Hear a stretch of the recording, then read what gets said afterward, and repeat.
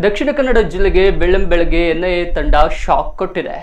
ಹೀಗಾಗಿ ಭಯೋತ್ಪಾದಕ ಕೃತ್ಯಕ್ಕೆ ಗಲ್ಫ್ ರಾಷ್ಟ್ರಗಳಿಂದ ಹವಾಲಾ ಹಣ ಬಳಕೆ ಆರೋಪದ ಮೇಲೆ ಜಿಲ್ಲೆಯ 16 ಕಡೆ ಎನ್ಐಎ ತಂಡ ದಾಳಿ ನಡೆಸಿದೆ. ಸ್ಥಳೀಯ ಪೊಲೀಸರ ಸಹಾಯದಿಂದ ನಡೆಸಿದ್ದಾರೆ.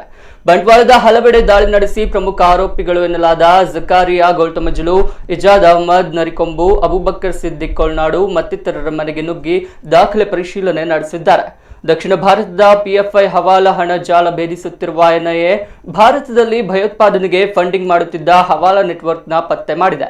ಬಿಹಾರದ ಶರೀಫ್ ಪ್ರಕರಣ, ಕೋಮು ಗಲಭೆ ಯತ್ನ ಪ್ರಕರಣಗಳ ಜಾಡು ಹಿಡಿದು ಎನ್ಐಎ ತಂಡ ಅಧಿಕಾರಿಗಳ ತಂಡ ಇತ್ತೀಚೆಗೆ ಬಂಟ್ವಾಳದ ನಿವಾಸಿ ಮೊಹಮ್ಮದ್ ಸಿನಾನ್, ಪುತ್ತೂರಿನ ಅಬ್ದುಲ್ ರಫೀಕ್ ಹಾಗೂ ಕಾಸರಗೋಡಿನ ಅಬೀದ್ ಕೆಎಂ ಮತ್ತಿತರರನ್ನ ಎನ್ಐಎ ಅಧಿಕಾರಿಗಳು ಬಂಧಿಸಿದ್ದಾರೆ.